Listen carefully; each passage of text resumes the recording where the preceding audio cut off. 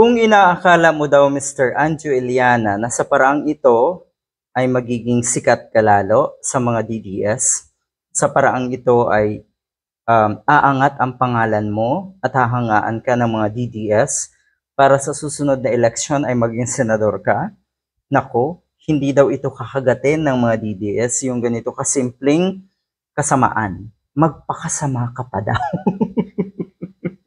Kasi ang ginagawa ngayon na itong si Anjo Iliana, sinisiraan na niya lahat. Lahat ng naging kasamahan niya. Ikayo na rin po ang nagsabi, Mr. Iliana, na napakatagal nyo sa Itbulaga. Matagal yung pinagsamahan nyo. At talaga, na atim mo yun? Talaga, nakatiis ka doon sa haba ng panahon na yon, na alam mo pala na may sindikato, alam mo pala na sa bawat pagkakataon, merong sinisiraan at merong gustong tanggalin yung mga kasamahan mo na kuno ay parte nga ng sindikato. Nakatiis ka doon?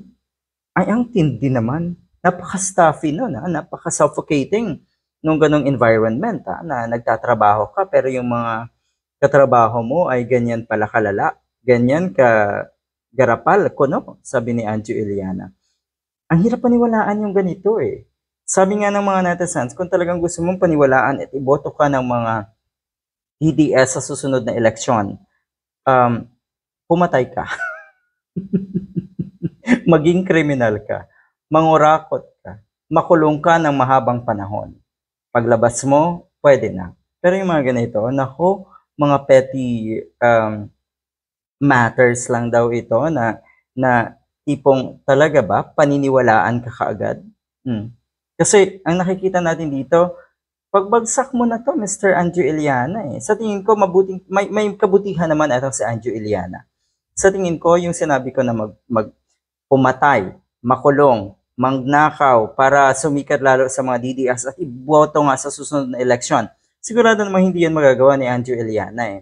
Kaya nagkakamali po kayo sa mga ganitong klaseng tirada nyo na akala nyo ay magiging sapat para kayo ay pumaimbulog sa politika at suportahan ng mga DDS. Hindi po. Ito po ay pagbagsak nyo, Mr. Anjo Iliana.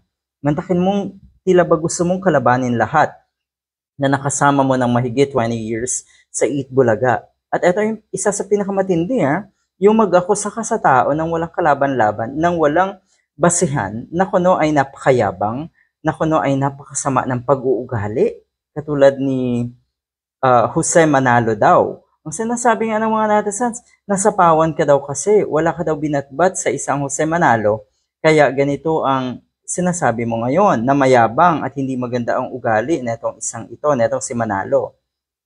Kaya yang si Jose Manalo, isa yan sa sindikato na laging bumubulong kung sino ang sisiraan at sinong tatanggalin. Hindi ko ma-imagine yung environment na ganito, na sa tingin ko, sanay na sanay ang mga DDS sa ganitong sitwasyon na nagsisiraan, na nagbabatakan, kayo-kayo yan eh.